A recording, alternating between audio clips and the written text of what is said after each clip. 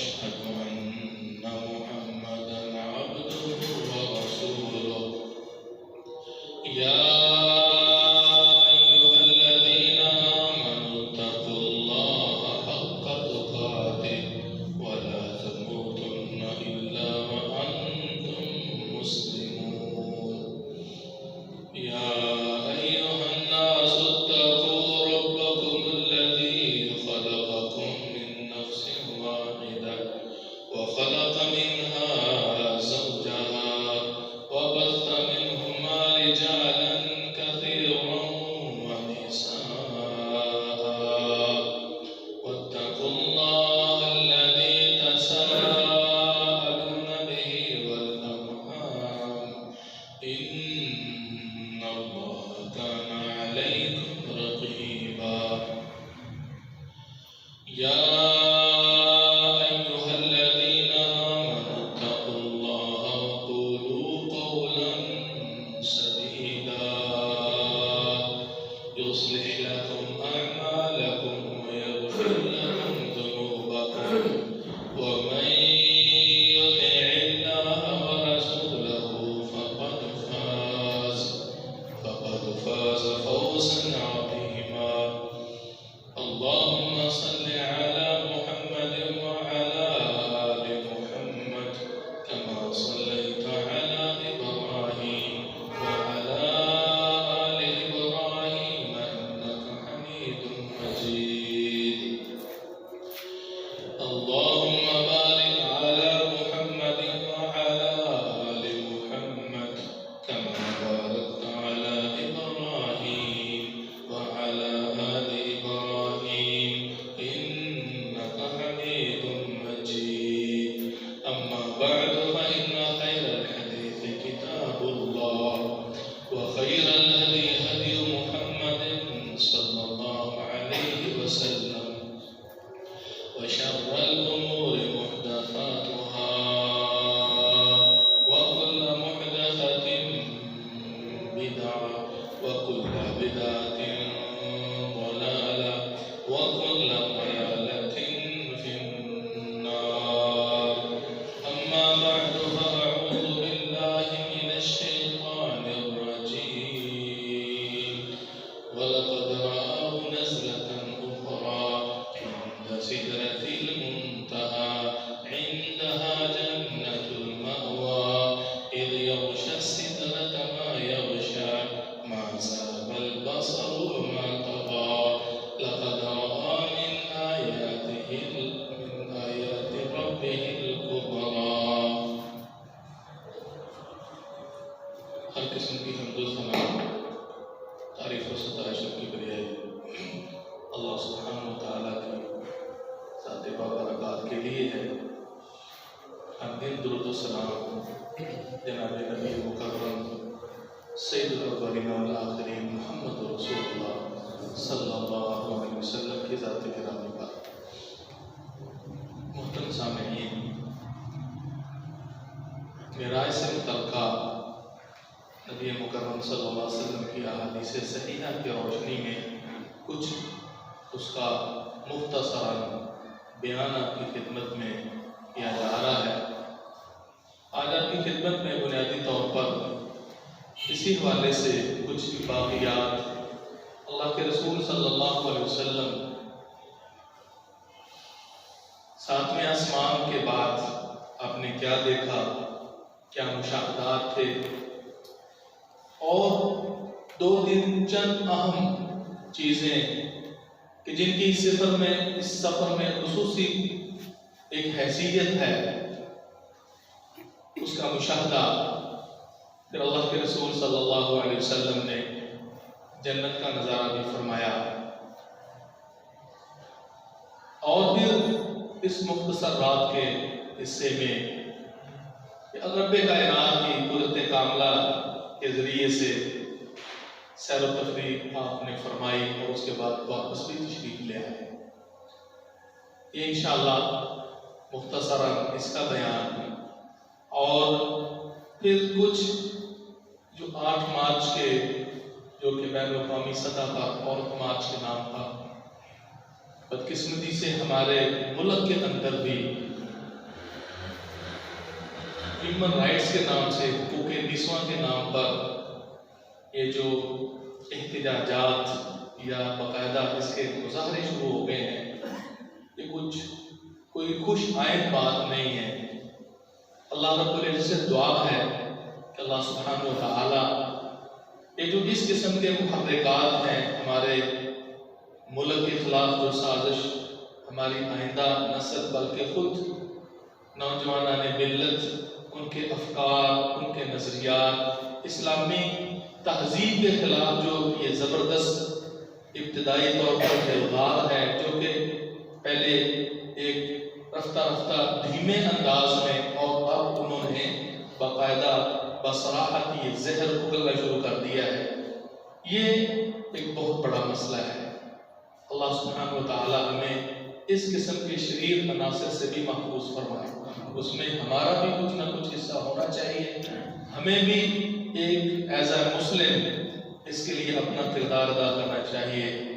اور آغاز میں آپ کی خدمت میں یہ عرض کرنا چاہتا ہوں کہ محترم بھائیوں، یہ جو گزشتہ رات ہے شب معراج کے نام پر گزری ہے، اخبارات میں، مجلات کے اندر اس کی نشر و اشاعت، اس رات کی جو فضیلت ہے اور اس حوالے سے کچھ واقعات کوٹ کیے جاتے ہیں، بیان کیے جاتے ہیں، کچھ مخصوص عبادات، نوافل، نمازیں، تسبیحات اجتماعیت کی صورت میں مساجد کے اندر جو پروگراموں کا انعقاد کیا جاتا ہے، یہ سب چیزیں آپ بھائیوں کے سامنے ہیں۔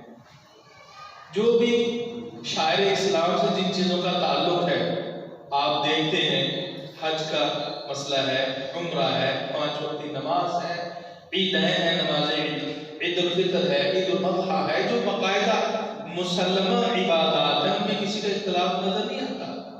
لیکن کچھ ایسے موسم ہیں، اوقات ہیں، گھڑیاں ہیں، ایام ہیں یا مہینوں کے وہ دن ہیں کہ جن کے اندر ہمارے معاشرے میں مخصوص لوگ، بلکہ اکثریت ہے، وہ اس قسم کے پروگرام منعقد کرتے ہیں۔ قطع نظر کوئی کیا کر رہا ہے، چونکہ مسلمان ہیں، ہمیں ہر بات کو اور ہر چیز کو قرآن و حدیث کی کسوٹی پہ پرکھنا چاہیے۔ بارہ دفعہ آپ کی خدمت میں یہی عرض کرتے ہیں کہ ہم نے پیور اسلام لینا ہے، خالص محمد رسول اللہ صلی اللہ علیہ وسلم کا جو دین ہے، اس دین حنیف کی اقامت کے لیے اپنا کردار ادا کرنا ہے۔ یہ ایک بہت بڑی خوش نصیبی کی بات ہے کہ ہم اس راستے میں قبول ہو جائیں۔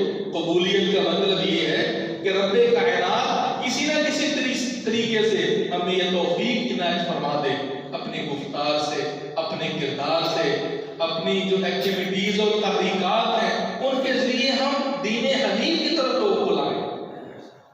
اور یہی وہ کاوش ہے جو نبی آخر الزمان محمد رسول اللہ صلی اللہ علیہ وسلم نے بڑے ہی انتھک طریقے سے، بڑے ہی بے لوث انداز میں، اور اسی طرح صحابہ کرام، ائمہ اعلام، تابعین کرام، سلسلہ بار یہ آگے سے آگے جو ہمارے سامنے دین حق کا جو پرچارک ہوا ہے، نشر و اشاعت ہوئی ہے، اور اسی طرح بدعت و خرافات کے خلاف جو ان کی نفرت تھی، اسی منہج کو ہم نے آگے لے کے جانا ہے۔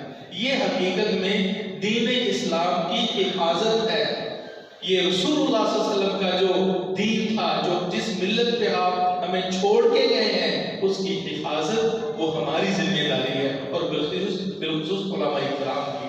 العلماء ورثۃ الانبیاء، اللہ کے رسول صلی اللہ علیہ وسلم نے کہا بلغوا عنی ولو آیہ، کتنی بڑی ذمہ داری ہے، معمولی ذمہ داری نہیں۔ بلغوا عنی ولو آیہ، ایک آیت کا بھی تمہیں علم ہو گیا، حدیث کا کوئی ٹکڑا اور اس شریعت کا کوئی ایک بالکل خالص اور اتھینٹک مسئلہ معلوم ہو گیا ہے جو رسول اللہ صلی اللہ علیہ وسلم نے بیان فرمایا، اس کی آگے نشر و اشاعت کرتا ہے۔ سے بخاری کی حدیث ہے۔ لہٰذا اس کے لیے ہر شخص داعی اور مبلغ بنے جو شریر عناصر ہیں اور جو طاغوتی طاقتیں ہیں، شیطانی ہتھ کنڈے ہیں، وہ کتنے زیادہ وسیع ہیں، اس کے مقابلے میں میری اور آپ کی کیا ایکٹیویٹی ہے؟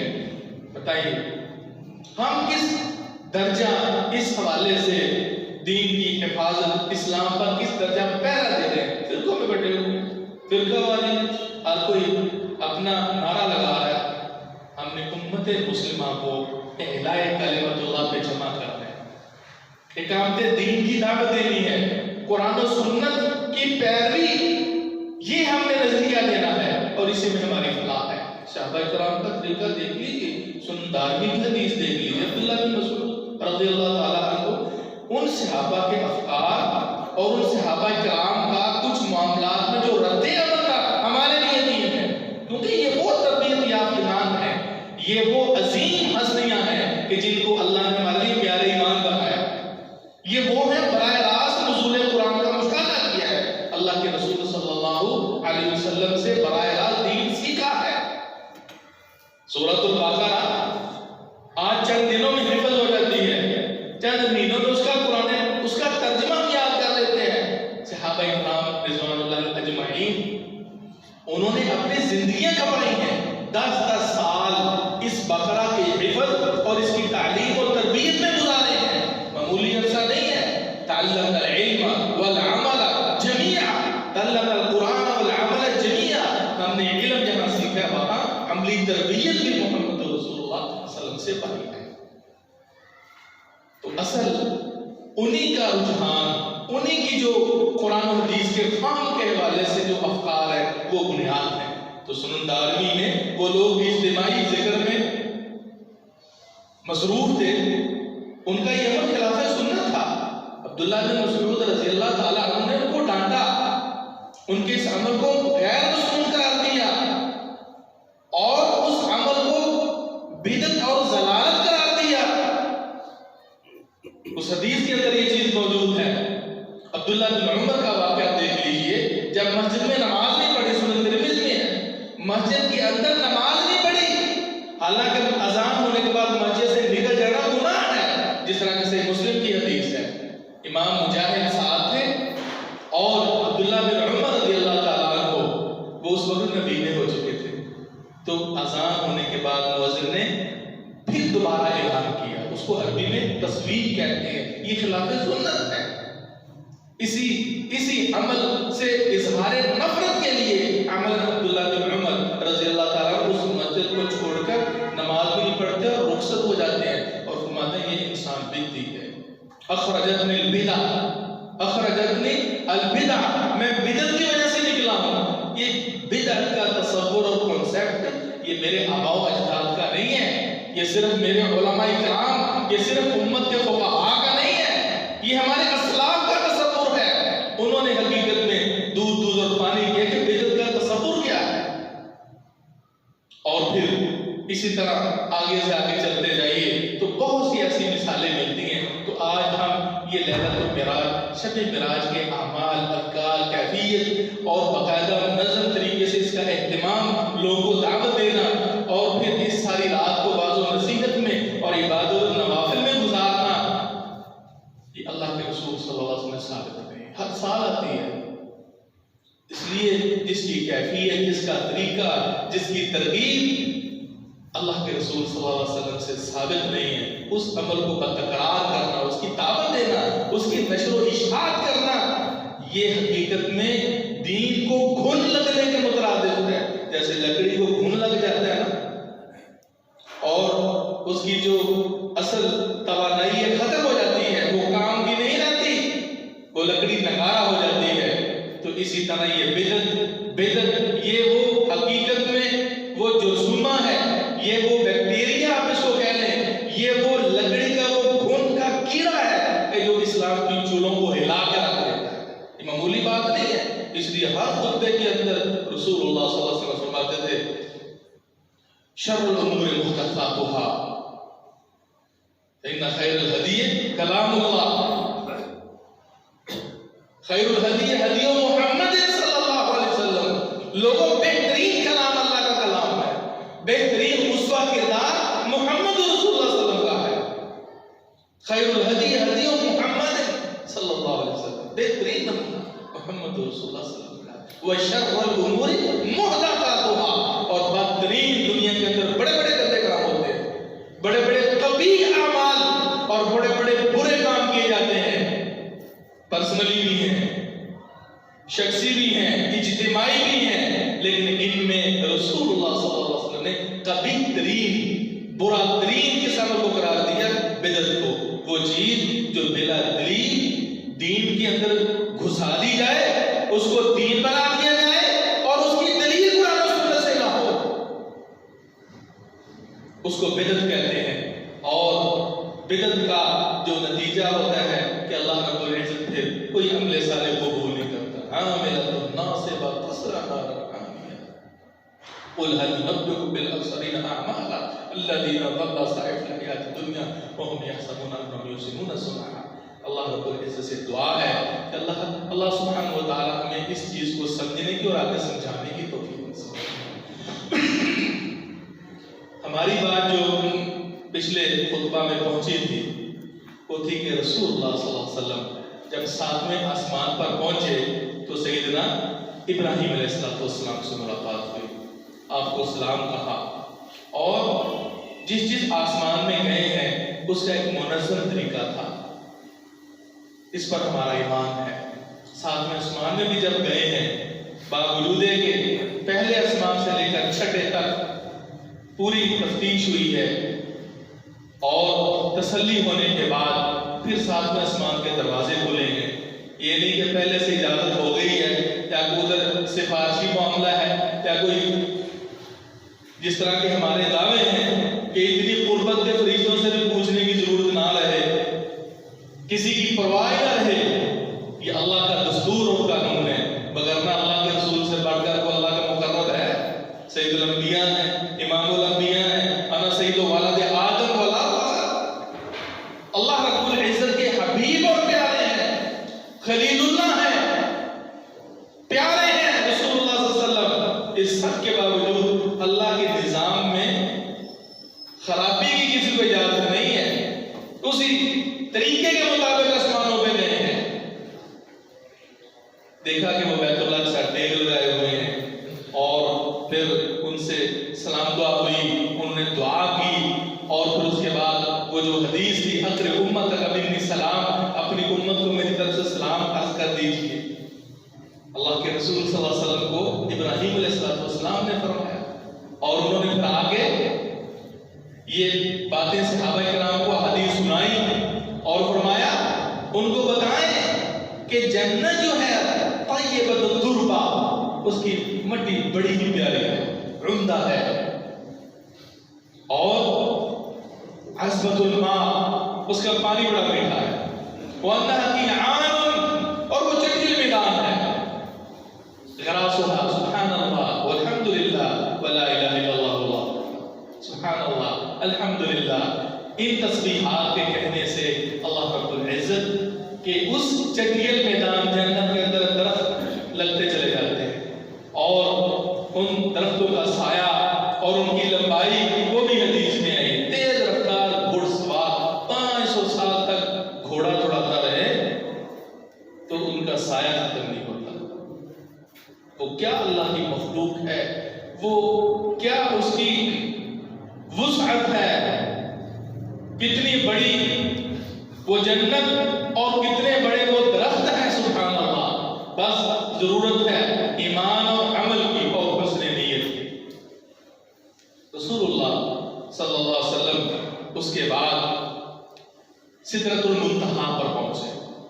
سدرۃ المنتہا یہ بیری کا درخت ہے، رسول اکرم صلی اللہ علیہ وسلم نے اس بیری کا مختصر سا تعارف کرایا ہے۔ احادیث کو دیکھیں تو اس کی جو جڑ ہے 6 آسمان سے شروع ہوتی ہے، اور اس کی شاخیں اور وہ جو درخت ہے اس کا پھل 7ویں آسمان میں نظر آتا ہے، اتنا بڑا ہے۔ رسول اللہ صلی اللہ علیہ وسلم فرماتے ہیں اس کے جو بیر ہے نا وہ حجر علاقے کے مٹکوں کے برابر ہے۔ حجر علاقے کا مٹکا بڑے بڑے مٹکے ہوتے ہیں، اتنے بڑے بڑے اس کے بیر ہیں، اور اس کے جو پتے ہیں جیسے کہ ہاتھیوں کے کان ہوتے ہیں، اور پھر اتنا خوبصورت منظر۔ اللہ کے رسول صلی اللہ علیہ وسلم فرماتے ہیں ایسا منظر میں نے کبھی نہیں دیکھا۔ اللہ رب العزت نے بھی قرآن مجید کے اندر اس خوبصورت منظر کی عکاسی فرمائی،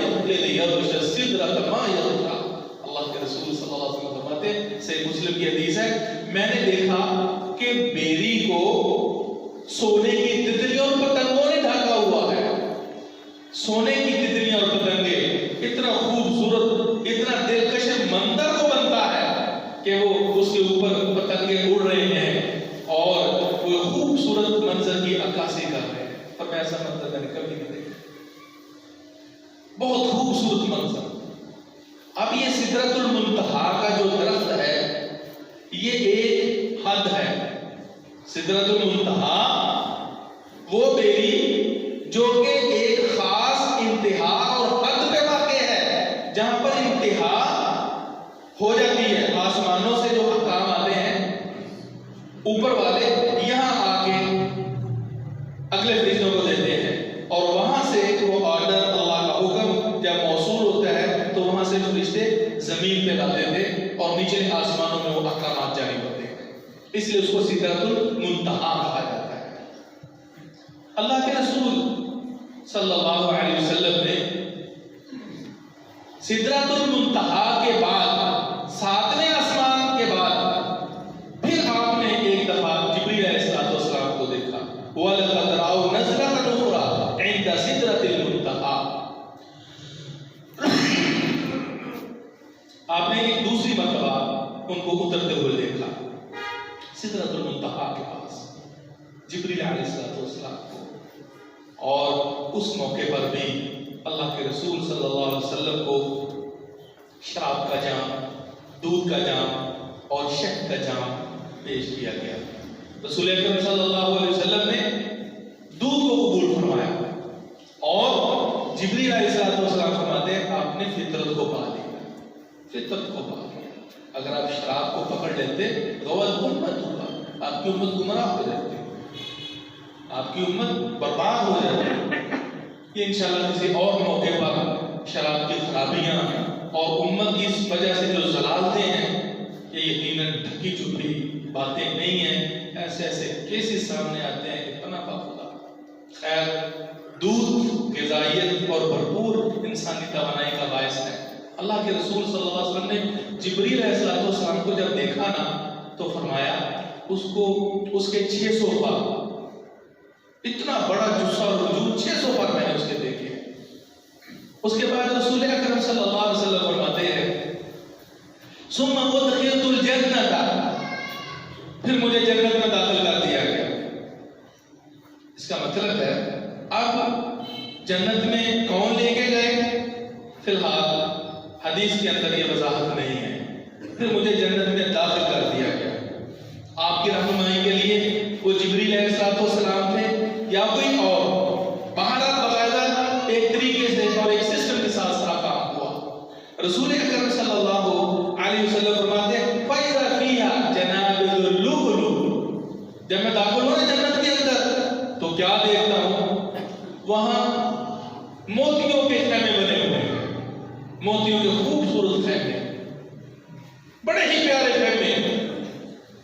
اور وَإِذَا تُرَابُهَا الْمِسْكُ، جب میں نے جنت کی مٹی کو دیکھا تو مٹی کستوری کی تھی. پھر میں آگے گیا تو میں کیا دیکھتا ہوں کہ ایک بہت بڑی نہر ہے.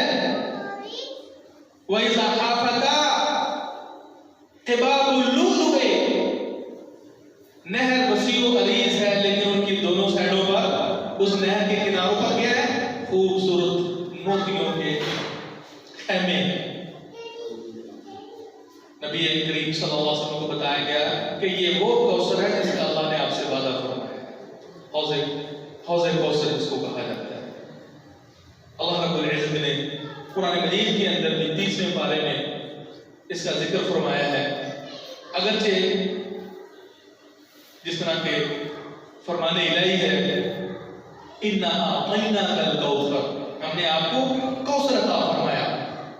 فاعل کے وزن میں ہے جس کا مفہوم خیر کثیر بھی کیا گیا ہے. ہم نے آپ کو خیر کثیر عطا فرمایا، بہت زیادہ بھلائی عطا فرمائی آپ کو. اور مفسرین کہتے ہیں اسی خیر کثیر میں سے ایک چیز حوض کوثر بھی ہے، کوثر کی نہر بھی ہے. بعض نے سیدھا معنی کوثر کی ہے، بعض دونوں مفہوم ٹھیک ہے. تو یہ وہ حوض کوثر ہے،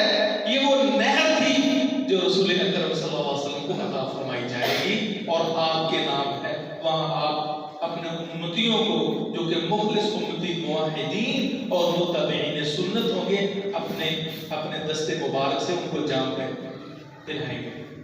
اور جو ایک دفعہ پی لے گا نا، ایک دفعہ پی لے گا فرمایا لم یظما ابدا، تو زندگی میں پھر کبھی بھی جنت میں جانے کے بعد وہ جو مشروبات، جو ڈرنکنگ ہوگی نا، مشروبات پئیں گے، جو من مرضی میں آئے گا وہ لطف اندوزی اور تفریحات کے لیے، مزے اڑانے کے لیے ہوگا، پیاس کے لیے وہ مشروبات نہیں ہوں گے. لم یظما ابدا، اس سے پہلے پیاس لگے گی، لیکن وہ جام نوش فرمانے کے بعد، وہ جام پینے کے بعد پھر ساری پیاسیں ختم ہو جائیں. اور رسول اکرم صلی اللہ علیہ وسلم فرماتے ہیں پھر میں نے نا اس کے اندر ہاتھ ڈالا. جب نہر کے اندر ہاتھ ڈالا نا، عموماً تو یہ گارا اور مٹی ہوتی ہے یا جوہر پانی کھڑا ہو تو بدبودار گارا ہوتا ہے، لیکن میں نے یوں کر کے ہاتھ ڈالا تو میری مٹھی اور ہاتھ کے اندر کستوری کا گارا ہے. اتنی مہکدار اور اتنی پیاری خوشبو. یہ رسول اکرم صلی اللہ علیہ وسلم کا اعزاز ہے، آپ کی خصوصیت ہے جس میں اور کوئی بھی نبی شریف نہیں ہے. اور اس سے محروم کون ہوگا؟ معلوم ہے کون محروم ہوگا؟ کیا ہم میں سے کوئی چاہتا ہے کہ اس کو حوض کوثر سے جام نصیب نہ ہو؟ رسول اکرم صلی اللہ علیہ وسلم کے دستے مبارک سے جام نصیب نہ ہو؟ کون ایسا بد نصیب ہے جو یہ خیال بھی کرے کہ ہم وہاں محروم ہو جائیں؟ نیری چاہتوں سے کام نہیں ہوگا میرے بھائیوں، خواہشات سے کام نہیں بنے گا. لیسا بِأَمَانِيِّكُمْ وَلَا أَمَانِيِّ أَهْلِ الْكِتَابِ.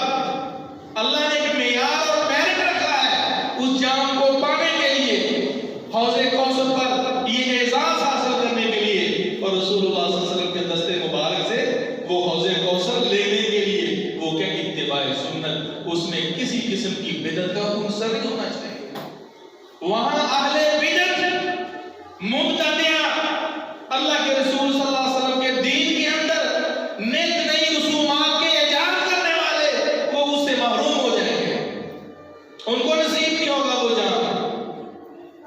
اور بخاری کے اندر یہ الفاظ بھی ہیں، جب آنے والوں کو روک دیا جائے گا نا اس وضو اور طہارت کی وجہ سے، آثار الوضو نمایاں ہوں گے، چہرے اور ہاتھ ماتھے چمکتے بھی ہوں گے، لیکن اس کے باوجود اس کا صاف مطلب ہے کہ نمازی نہیں ہوں گے، نمازیں بھی پڑھتے ہوں گے، دیگر اعمال بھی کرتے ہوں گے، لیکن یہ نمازیں، یہ تہجدیں، یہ صدقے خیرات اور جتنی بھی باقی نیکیاں اور اعمال صالحہ ہیں، سب کے سب اعمال صالحہ اور حسنات کو یہ جو بدعت کا جرم ہے نا وہ بسم کر کے رکھ دے گا.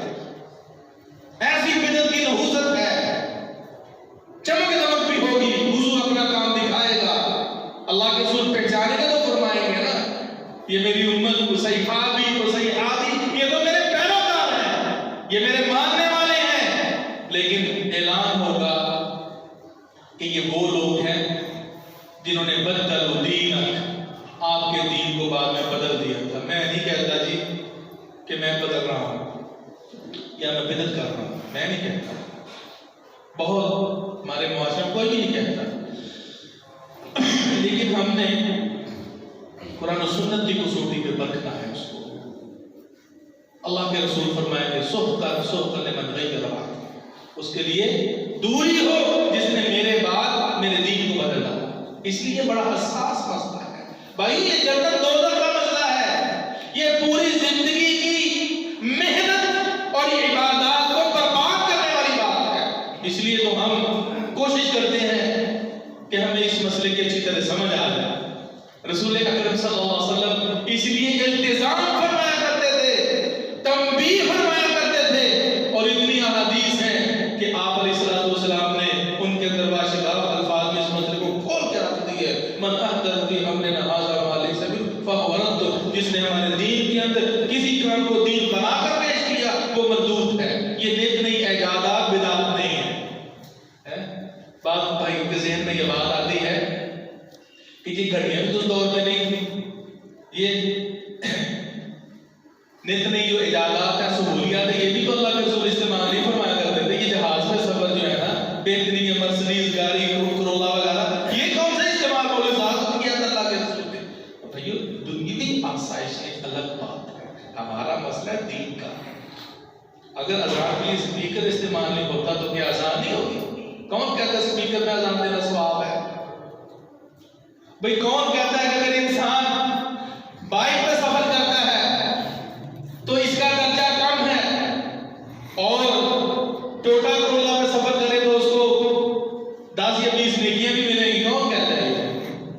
اور پھر مزید اپنے وسائل کے اعتبار سے جس کو جہاد میں سفر کا موقع مل جائے تو پھر وہ اس سے بھی زیادہ افضلیت کا حامل ہے۔ کوئی قرآن و حدیث کا مسئلہ نہیں ہے، یہ حالات و واقعات کے پیش نظر اس کا تعلق زہد و ورع سے ہے، مباحات میں سے ہے، مسئلہ بدعت کا وہ دین کے اعتبار سے ہے۔ ہر وہ عمل، نظریہ، عقیدہ، ہر وہ چیز کہ جس کو ثواب سمجھ کے اپنایا جائے، دین سمجھ کے اللہ کے حضور خوبی کے حصول کے لیے انسان کوئی عمل کرے اور اللہ سے ثواب کی امید رکھے، قرآن و سنت میں وہ مسئلہ نہ ہو، قرآن و سنت کے اندر نہ اس عمل کی کیفیت ہو، نہ حید ہو، نہ اثر ہو، نہ بنیاد ہو، تو وہ چیز کیا ہے؟ وہ بدعت ہے۔ اس لیے رسول اللہ صلی اللہ علیہ وسلم ہمیشہ ڈرایا کرتے تھے اور کہتے تھے علیکم بسنتی و سنت الخلفاء الراشدین المہدیین عضوا علیہا بالنواجذ۔ آج اگر اس امت کی عافیت ہے تو وہ کتاب و سنت کے تمسک میں ہے۔ قرآن کا دعویٰ وہ بہت کرتے ہیں، قرآن کے متمسکین امت محمدیہ میں بہت زیادہ ہیں، لیکن قرآن کی جو تفہیمات ہے، قرآن کی جو تشریحات ہے، قرآن مجید کا جو پریکٹیکلی اللہ کے رسول نے عملاً ہمیں نمونہ اور تشریحات دی ہیں، ہم اس کو ہی چھوڑ دیں گے، اگر ہم اس کو ہی قبول نہیں کریں گے تو قرآن مجید بھی گویا کہ پسے خود کو خود چلا جائے گا۔ اس لیے اللہ کے رسول صلی اللہ علیہ وسلم فرماتے تھے، جس طرح کہ موطا امام مالک کے اندر ہے، اور اس چیز کو پلے باندھ لیں، اجتماعی طور پر، انفرادی طور پر امت کی فلاح، شخصیت کی فلاح اور اس کی کامیابی کا راز ان دونوں چیزوں کو اپنانے میں ہے۔ قرآن سنت فرمایا علیکم بسنتی و سنت الخلفاء الراشدین المہدیین، اور اسی طرح موطا امام مالک کے طرف ہے لن تضلوا ما تمسکتم بہما کتاب اللہ و سنتی۔ میرے صحابہ جب تک تم ان دونوں کو اپنائے رکھو گے نا، مضبوطی سے تھامو گے، قرآن اور سنت کو کبھی گمراہ نہیں ہوگے۔ اگر صرف انسان قرآن کو پسے کوئی ڈال دے گا وہ بھی گمراہ، اور اہل قرآن کے نام سے اپنے آپ کو اور ایسے طریقے استعمال کیے جائیں گے جس سے سنت کی اہمیت وہ گھٹتی چلی جائے، سنت کے بارے میں خفت پیدا ہو جائے، سنت کی تحقیر کی جائے، سنت پر عاملین کو بے توقیر کیا جائے، تو سمجھو پھر اس کا اجر بھی بہت برا ہے۔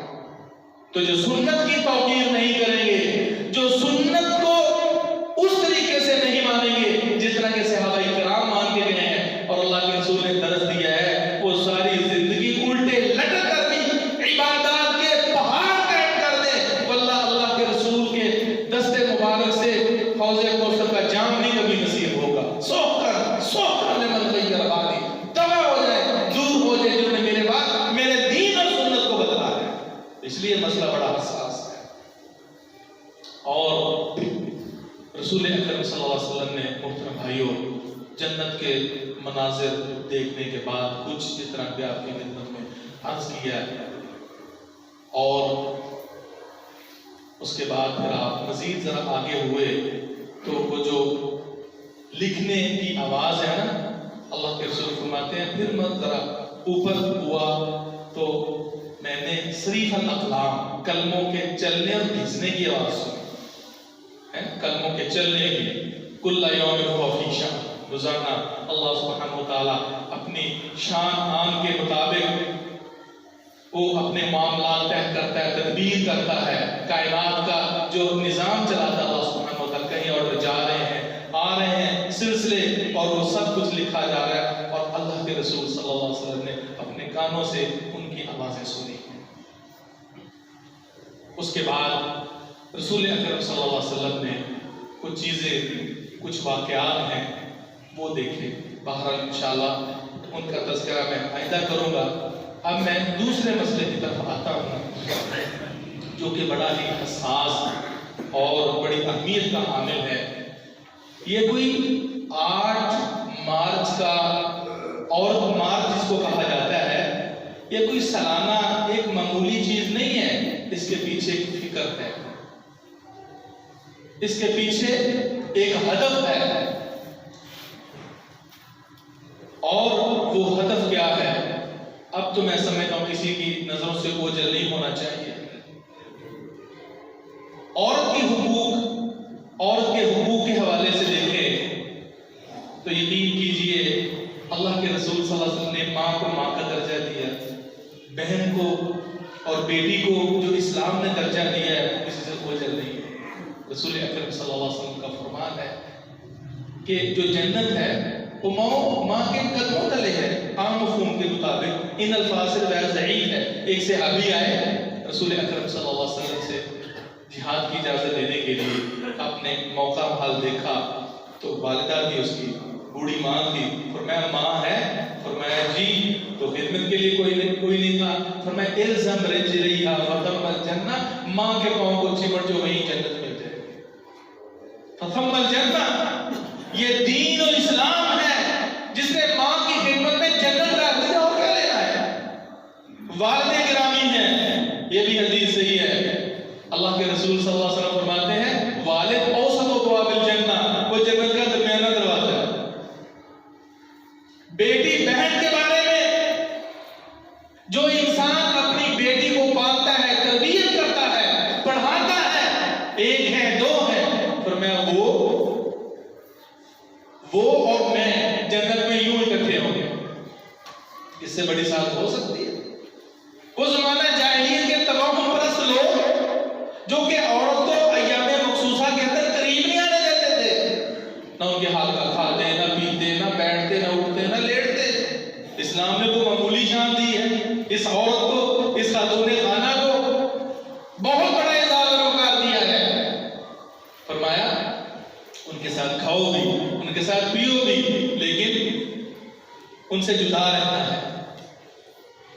جبکہ یہود لم یعاملوها ولم یشاربوها، یہ یہودی اور وہ لوگ قریب ہی نہیں جاتے تھے، نہ ان کے ساتھ کھاتے نہ پیتے. ابھی بھی ایک بھائی نے ہمیں بتایا تھا کہ سندھ کے اندر ایک قبیلہ ایسا اور ایسی جگہ ہے کہ جب عورت ان ایام میں آتی ہے تو وہ عورتیں ہفتہ عشرہ کے لیے باہر نکل جاتی ہیں. مخصوص جگہ ہے، وہاں چشمہ بھی ہے، وہاں وہ اپنے ایام گزارتی ہیں اور جب نہا دھو کے پھر گھر میں آتی ہیں. وہ کرنا ان کی ایک کوڑی کے برابر گھروں میں قدر نہیں ہوتی.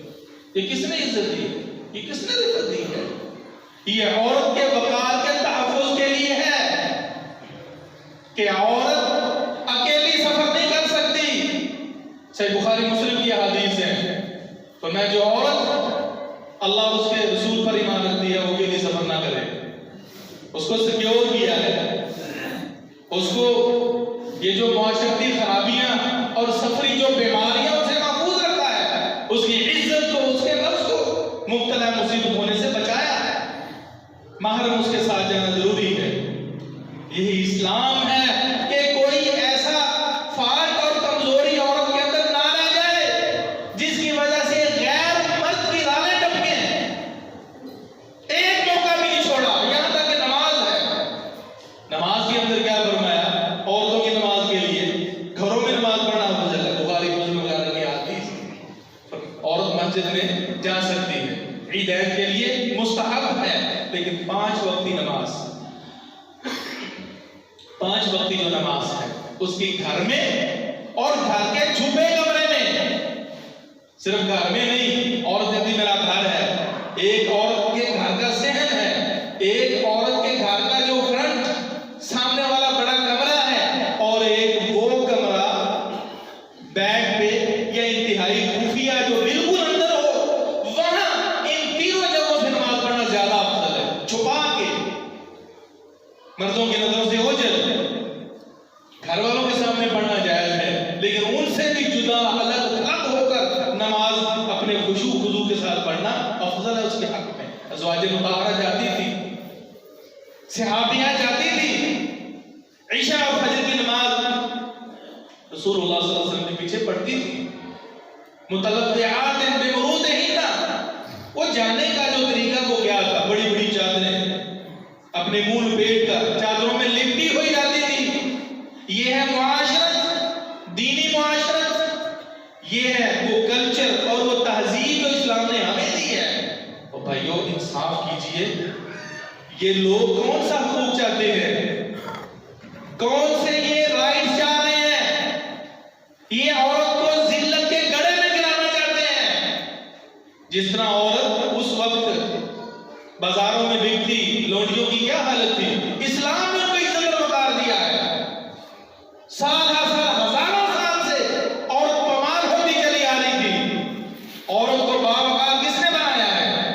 یہ سٹیٹس کس نے دیا ہے؟ یہ علمی وقار اور علم سے روشناس کس نے کرایا ہے؟ اسلام نے کرایا ہے. یہ کس نے کہا ہے؟ اسلام نے کہا ہے نا، وَلَا تَبَرَّجْنَ تَبَرُّجَ الْجَاهِلِيَّةِ الْأُولَىٰ وَأَقِمْنَ الصَّلَاةَ وَآتِينَ الزَّكَاةَ وَأَطِعْنَ اللَّهَ وَرَسُولَهُ. ازواج مطہرات مخاطب ہیں اور ان کے ذریعے پوری امت کی خواتین مخاطب ہیں کہ تم پرانی جاہلیت، جس جاہلیت سے اللہ کے رسول نے دور کیا ہے، اس جاہلیت سے بچا کر دین کے در و دیوار کے اندر ان کو بسایا ہے. پر میں پرانی اور پہلی جاہلیت کی طرح زیب و زینت بناؤ سنگار کر کے تم نے نہیں نکلنا. اللہ اور اس کے رسول کی اطاعت کرنی ہے. اور وہ کھلے گلے، وہ پردے کا جو حکم ہے اسلام نے عزت دی ہے، اسلام نے وقار دیا ہے. یدنین علیہن من جلابیبہن، اوپر سے پردہ کیا جائے، یہ چھاتی اور یہ وجود کو ڈھانکا جائے.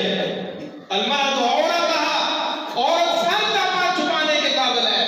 آج ہم نے وہ ٹکا دکا مثالیں یا کیفیات تھی عورت کے بکنے اور عام عروض تجارت کی طرح گھومتے پھرتے رہنا اور بکتے چلی جانا، لیکن آج تو ہر گھر میں نچا رہے ہیں، ہر گھر میں عورت بک رہی ہے. یہ جو کلچر چاہ رہا ہے نا، وہ یہی چاہتا ہے کہ شرم و حیا کے پردے چاک کر دیے جائیں.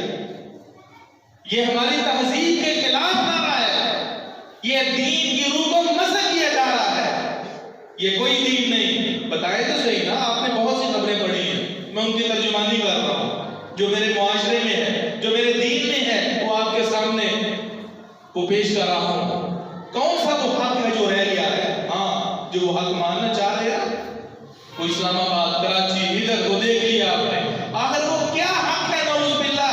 مسئلہ مجھے لوگ کہتے ہیں مولانا کیا عورت کے یہ میری اس کلچر کی ماں بہن کی ذہنیت ہے، اس کی حیا کا تقاضا ہے. وہ کہتے ہیں مولانا کسی غیر محرم درزی سے عورت اپنے کپڑے سلا سکتی ہے کہ نہیں سلا سکتی؟ اس کی جو حجاب اور پردے شلوار اور جو شرٹ ہے اس کی پیمائش، یہ دیکھیں کہاں تک شیطان کن تصورات کو پیدا کر کے مرد کو گمراہ کرتا ہے، کہاں انسان کا دماغ ڈھونڈتا ہے. وہ معروف ہے نا کہ ایسے ایسے بھی ذہین اور بدین کہ وہ حاشیہ پڑھ کے متن کا اندازہ لگا لیتے ہیں.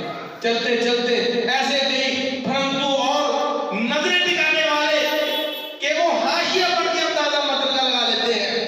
یہ ہمارے معاشرے کا حال ہے.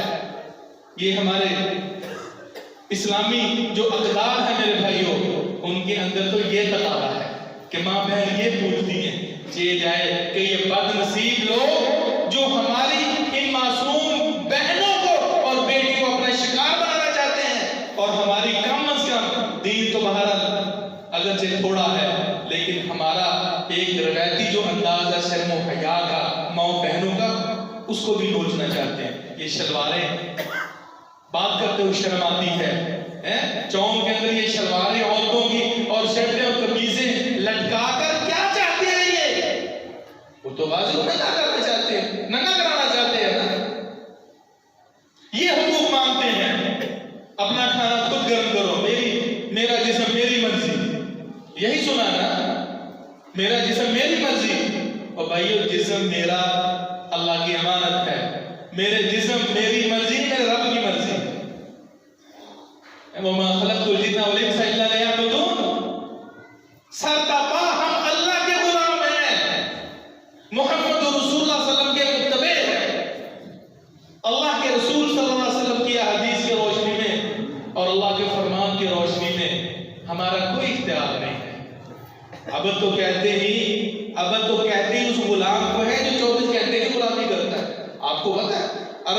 جو غلاموں کا تصور تھا، کنسیپٹ تھا، وہ کیا تھا؟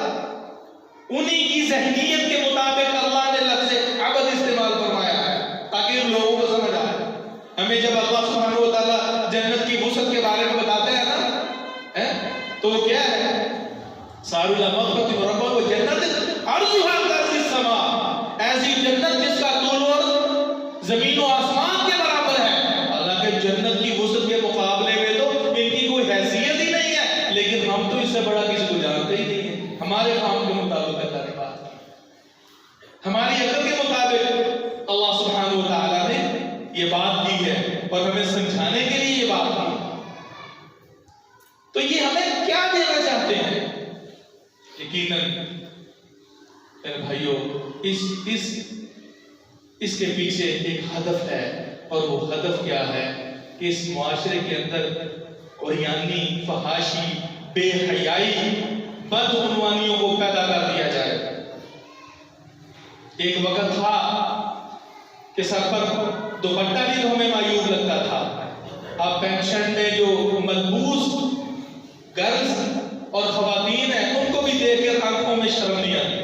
ایسی خدا پیدا ہو گئی نا، مناظر دکھاتے جائے شرم اترتی جائے گی۔ اللہ کے یہ عورت کی شرم و حیا کے بالکل خلاف ہے، لہٰذا ایسی NGOs، اب دیکھیں فرانسیسی جھنڈوں کا لہرانا اس کا کیا مطلب ہے؟ وہ جو گستاخان رسول ہیں، ہمارے دین کی توہین کرنے والے ہیں، ہماری مملکت اور ملک کے اندر ادھر مطالبے ہو رہے ہیں کہ وہاں اس کے سفیر کو نکالا جائے، اور اس کے احتجاج کے اندر ان کے جھنڈے وہ لہرائے جا رہے ہیں، فرانسیسی جھنڈے۔ ہم ان کی پروٹیکٹ کا انکار کرتے ہیں، رد کرتے ہیں، اپنے بچوں کو سمجھاتے ہیں ایسے گستاخان سے بائیکاٹ ہو، یہ انہی کے ایجنٹ ہے۔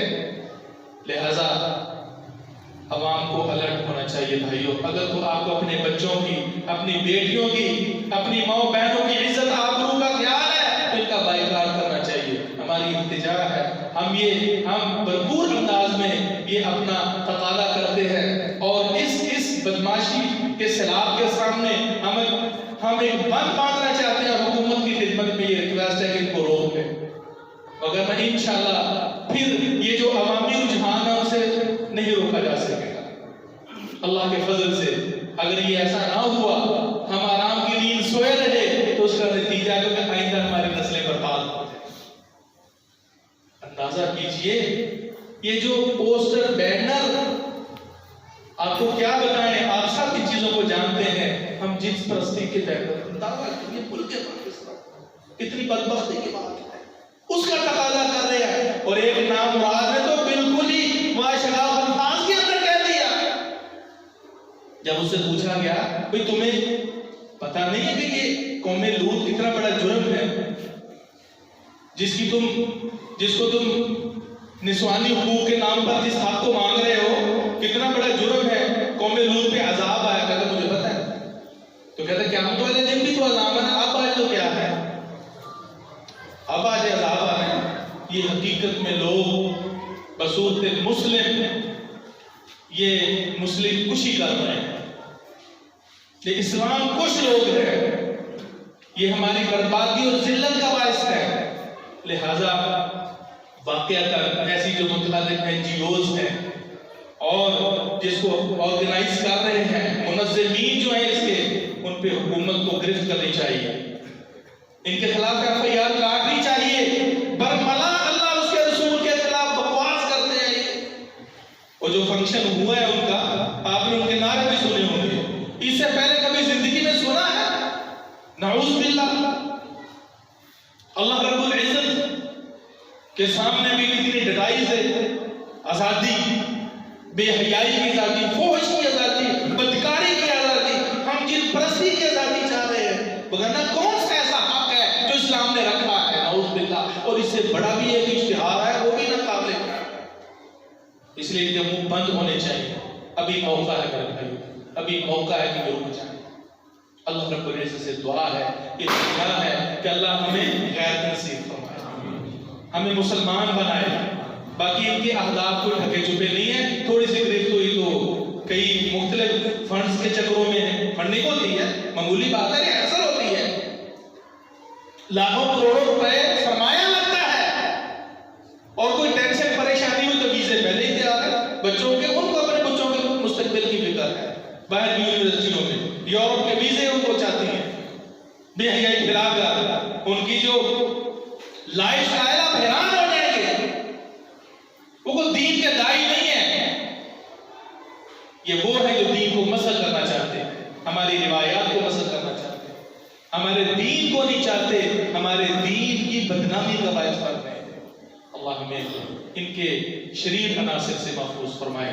ایسی NGOز پہ گرفت کی جائے، ایسے لوگوں کو پہ نظر رکھی جائے، ان کے خلاف FIR، اور جو بھی اسلام کے اینٹی ہے اس کو قطعی اجازت ہونی چاہیے کہ ہمارے ملک کے اندر ایسا بکواس کرے. وگرنہ اگر چپ رہے تو پھر آج نہیں تو کل یہ اولادیں ہمارے ہاتھوں سے نکل جائیں گی. معمولی جو وبا ہے یہ نیٹ اور کیبل کی سے کتنا ہمارے ماحول کے اندر تغیر اور تبدیلی واقع ہو گئی ہے. اور اگر یہ کل عام ان تقاضوں کو پورا کیا جائے اور رفتہ رفتہ جن کے کانوں میں جو سنیں گے دیکھیں گے اور جس وضاحت کے ساتھ یہ لوگ سامنے آتے ہیں تو پھر اس کا نتیجہ یہی ہے کہ بڑے بڑے جو ایمان والے ہیں نا، بڑے بڑے ان کے دلوں کے اندر بھی جو ہے نا وہ شیطانی وسوسے پیدا ہوتے ہیں. میں آپ کو سچی بات کہتا ہوں، ایک دفعہ اللہ کے رسول صلی اللہ علیہ وسلم نے فرمایا کہ جو عورت ہے وہ شیطان کی صورت میں ظاہر ہوتی ہے، شیطان کی صورت میں ظاہر ہوتی ہے، اور مردوں کو نظریں جھکانے کا حکم ہے. اور جو مرد نظر نہیں جھکائے گا وہ ایسی چلتی پھرتی خلاف شرع بے حجاب میک اپ سے لت پت اور اپنے فیشن اور پورے جاہلیت کے انداز میں نکلتی ہے اور نظریں اس پہ ٹھکاتا ہے تو یہ تفکرات کی بربادی ہے. اللہ کے بندہ مومن نظریں جھکا کے نکل جائے، لیکن اس ماحول کے اندر اللہ ماشاءاللہ اللہ الرحمن ربی اللہ میں سے محفوظ کو پڑھنا. سبحان ربک رب العزت عما یصفون وسلام علی المرسلین رب العالمین.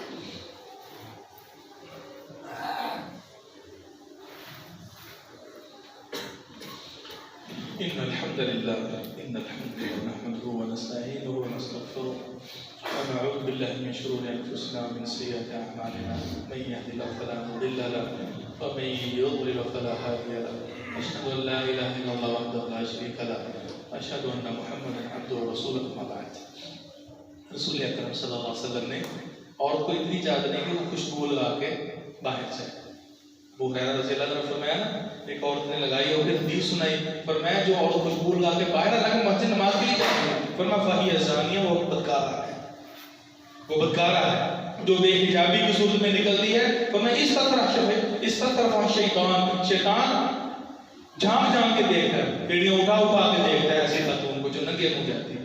اور جو ننگے منہ تو کیا اس کا بدن ہی جو نعوذ باللہ یعنی شرٹیں اتار کر جو کلچر دینا چاہتی ہے، پھر ان کا کیا حال ہوگا.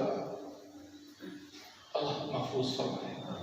اللہ رب العزت ہماری ایمان کی حفاظت فرمائے. اللہ رب العزت ہماری اولاد کی حفاظت فرمائے. اللہ سبحانہ و تعالیٰ اس خدا داد مملکت کی حفاظت فرمائے. اللہ سبحانہ و تعالیٰ آپ سب سے ہم سے ایسا کام لے کہ اس قسم کے جو شریر ملک دشمن عناصر ہیں، دین دشمن عناصر، اللہ کا کلا کما فرمائے. اللهم ربنا آتنا في الدنيا حسنة وفي الآخرة حسنة وقنا عذاب النار. اللهم اشف مرضانا ومرضى المسلمين يا قاضي الحاجات اقض حاجاتنا وحاجات المسلمين. اللهم احسن عاقبتنا في الأمور كلها وأجرنا من خزي الدنيا وعذاب الآخرة. ربنا لا تزغ قلوبنا بعد إذ هديتنا وهب لنا من لدنك رحمة إنك أنت الوهاب. سبحان ربك رب العزة عما يصفون وسلام على المرسلين والحمد لله رب العالمين.